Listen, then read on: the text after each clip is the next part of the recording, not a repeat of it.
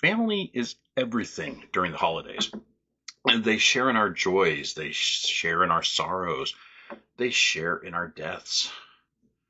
Then there's Michelle Anderson, who decided to kill her family and share it with her boyfriend. Hello, I am Sean, and welcome to my true crime channel. If you are a returner, then welcome back. If you're new here, then each week I do some research and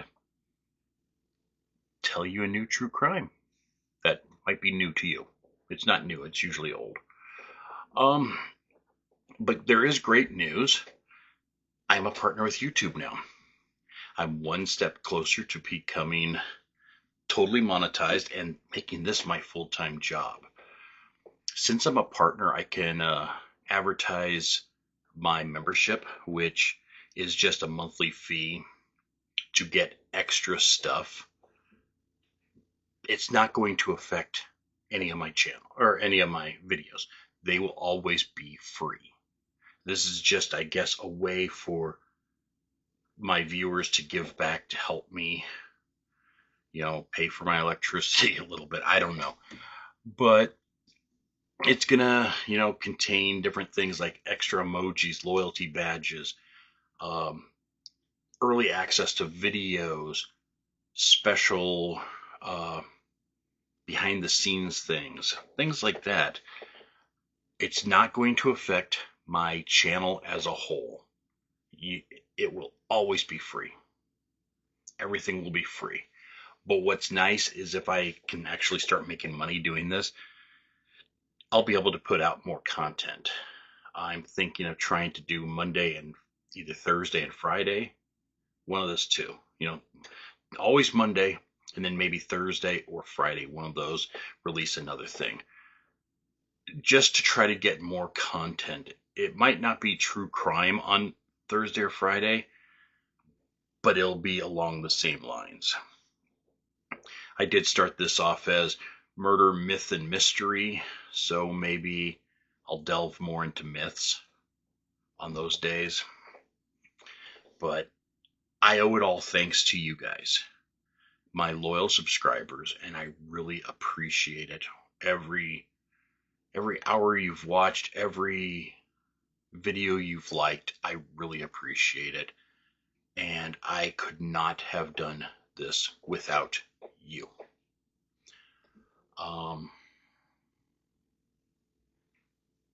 If you're not subscribed, though, please subscribe. That just gets me one step closer to being able to be monetized. And, it just helps me do more stuff. One last thing I wanted to say is most YouTubers have assistants with their videos. I know some have writers, researchers, and I'm not criticizing any of them. I mean, some of them are just a pretty face on the camera and have people writing the scripts and doing all the research, and they're just a pretty face. And I know that there's some people that have people operating the camera and editing all their videos and stuff like that. I do this all by myself. I research it, I write it, I put my ugly mug on the screen every day, and I edit it. I've come a long way since my first video edit to now, because I keep teaching myself more things and learning more things, and it's good that way. And I'm not criticizing. I do not want anyone to sit there and think that I'm criticizing any of these other content creators for utilizing it. Trust me, if I was actually making money, I probably would do it too. I'm just trying to say that it's me doing everything. That's the reason sometimes this is rushed. Sometimes edits might not be perfect. I might miss something in a story because I'm up late typing it up and forget to put something in. We make errors, but I do love you all, and I'm so glad that I've made it this far.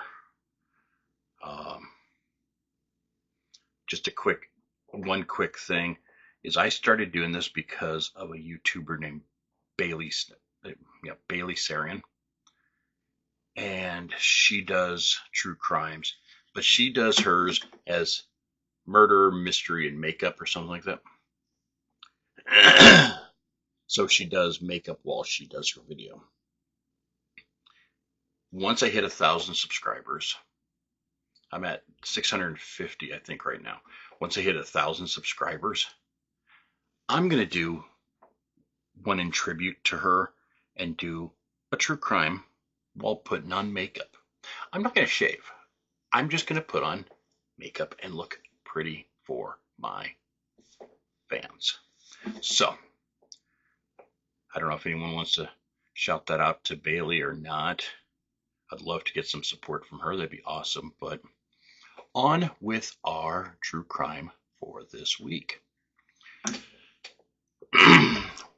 Wayne and Judy Anderson were waiting for family to show up on Christmas Eve on the afternoon of December 24th, 2007. Wayne Anderson was a 60-year-old Boeing engineer, and his wife Judy was a 61-year-old postal worker. They lived in Carnation, Washington, a small town east of Seattle. Around 4 or 5 in the afternoon, the first guests arrived. The doorbell rang and Judy went to answer it.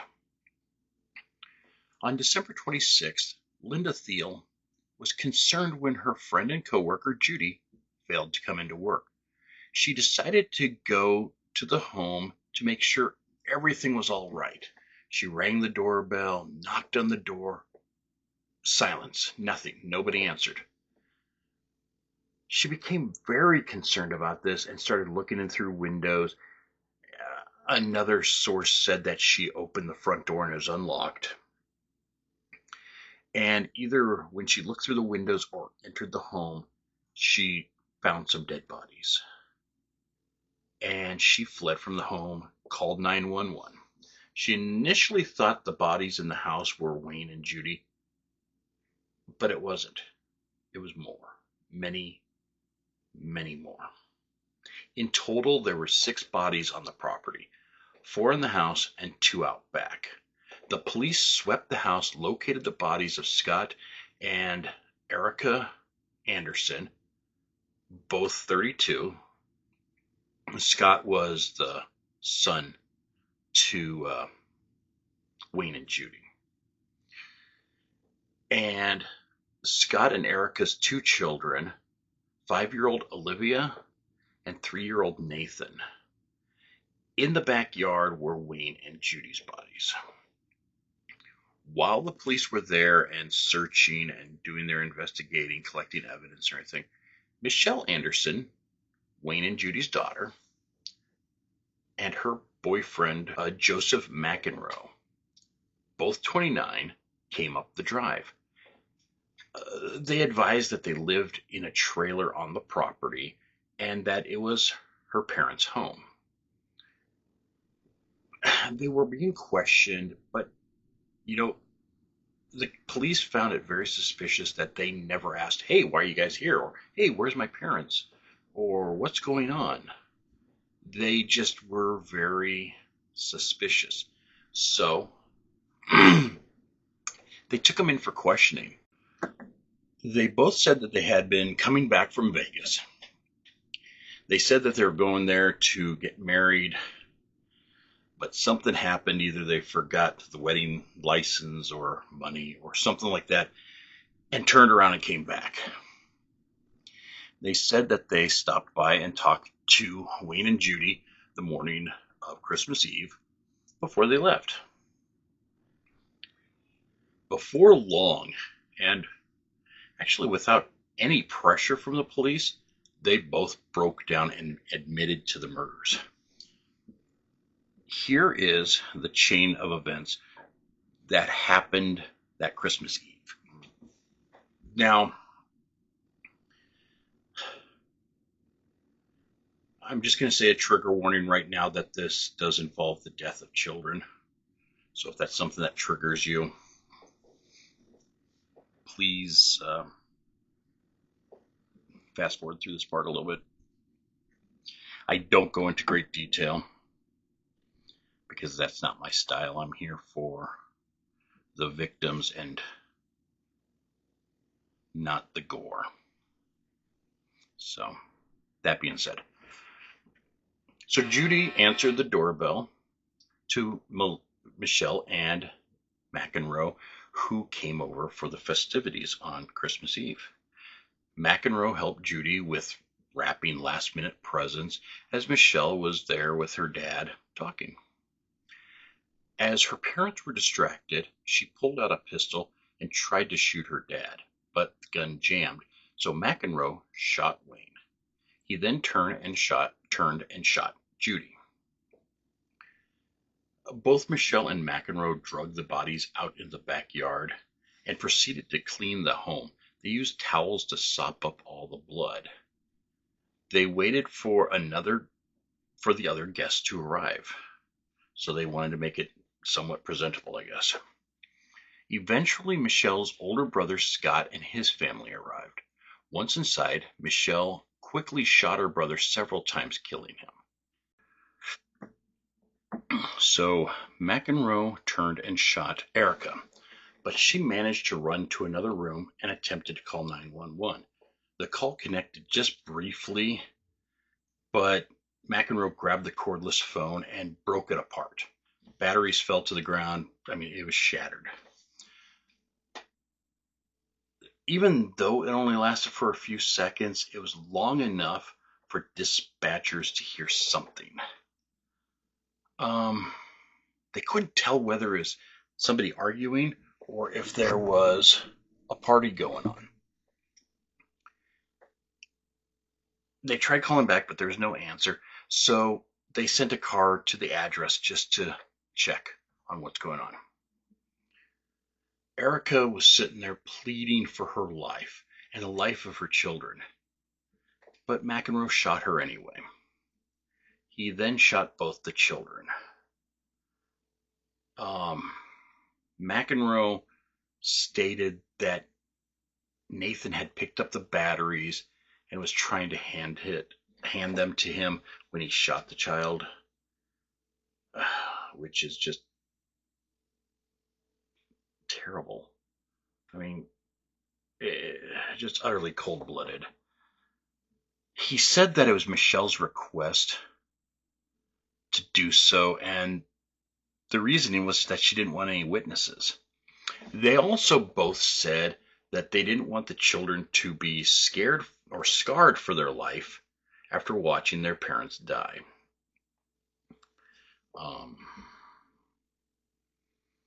Yeah. While McEnroe was doing these last three killings, though, Michelle knew that Erica had possibly got a hold of the police on 911, so she ran to the end of the driveway and locked the gate. When the police did arrive, they attempted to open the gate, but the gate was locked, so they didn't think anything of it, turned around and left. They, just sat there and listened and didn't hear anything out of the ordinary or anything, so they just left. Well, both Michelle and McEnroe were charged with 6 counts of first-degree murder and arrested on December 28th. Now comes the 9 years of trials before a final sentencing.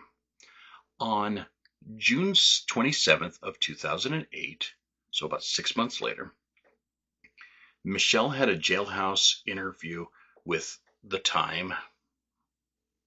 They just said The Time. I'm assuming Time magazine. During it, she said that she committed the murders. She said that she wanted the most severe punishment. I think if I kill a bunch of people, I'm not sure that I deserve to live. I want to waive my trial, is what she said. On October 28th of October 16th of 2008, I don't know where my brain was. The King County prosecutor, Dan Satterberg, announced that he was going to seek the death penalty against both of them. It was not until April 28th, 2011, that the Superior Court Judge Jeffrey Ramsdale said that both Michelle and McEnroe were to be tried separately. Then on January 31st, 2013, so like, 6 years later? Almost 6 years later, 5.5 years later, Judge Ramsdale ruled that the state could not seek the death penalty. He stated that the King County Prosecutor's Office erred in the strength of the evidence to seek the death penalty. On September 5th of that year, the state Supreme Court overturned Judge Ramsdale's ruling. They stated that the death penalty would stand and to proceed with the trial. In 2014, there were more court issues. On January 31st, Ramsdale stated that if the state fails to amend the charges, he would have to sentence to life in prison instead of the death penalty. He would also entertain McEnroe to plead guilty to avoid a death sentence. On February 11th, Governor Jay Inslee stated that he would not allow anyone to be executed while he was in office. But he did not commute the sentences of inmates that were already on death row. He said that it would have to be a future governor's problem. Is that passing the buck? Sounds like a good passing the buck type of thing. Still in 2014, on July 11th, the Supreme Court reversed Ramsdale's ruling again, stating that the prosecutors did not need to amend their charges, but they did deny the state's request to replace Ramsdale with another judge. So apparently the state was getting irritated by Ramsdale setting all these different parameters and everything, and they wanted a different judge. Well, the Supreme Court goes, no, he can still be the judge. But of course they told Ramsdale to stop making these rulings. So on January 20th, 2015, testimony began on McEnroe's trial. On March 25th, the jurors found him guilty of all 6 counts of aggravated first-degree murder. And on May 13th, he was sentenced to life in prison. All the issues dealing with the death penalty must have really gotten to Prosecutor Satterberg, because on July 29th, he'd announced that he was no longer seeking the death penalty against Michelle. So trial finally started on January 26th, 2016, with opening statements for Michelle. By March 2nd, the jury began their deliberation, and they gave their verdict on March 4th, convicting her of 6 counts of aggravated first-degree murder. On April 21st, she was finally sentenced to life in prison.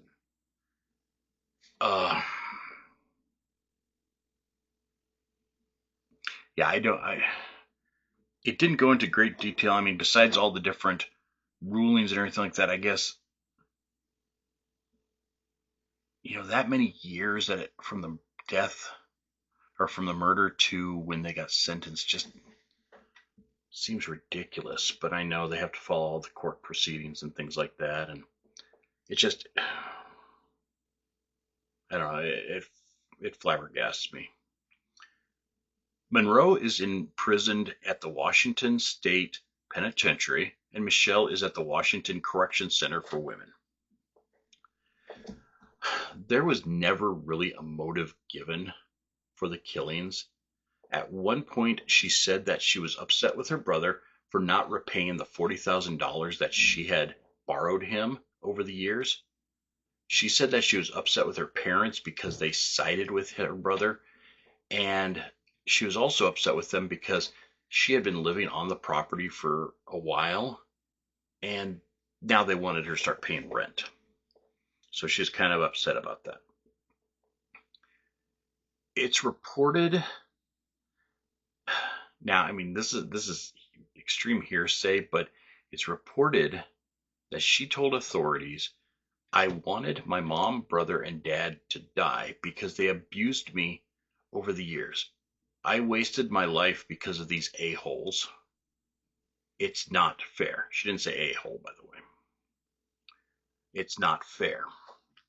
It's unknown if she really actually said this or if it's just some cops, you know, bantering back and forth. But she is a very selfish person. Um, and I just realized this whole time she did have a sister. They didn't really mention anything about her sister, but her sister was sick Christmas Eve, so she could not make it. Um, but she probably would have killed her sister too. But yeah, I don't even know what her name was. I did not see it. They just said that she had a sister that was sick and couldn't make it. And I forgot to put that in the scripting when I was writing this. I guess I kept thinking that I'd find something that would talk about her, and I never did. But it's such a senseless act, killing 6 people for no matter or no reason at all.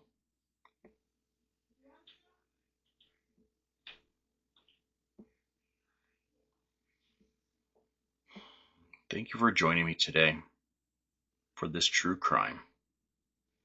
If you like it, please leave a like, subscribe, and comment. I respond to all my comments. I guess I will see you next week for more true crime. I love y'all. Be good to yourself and to others. So until next time, bye.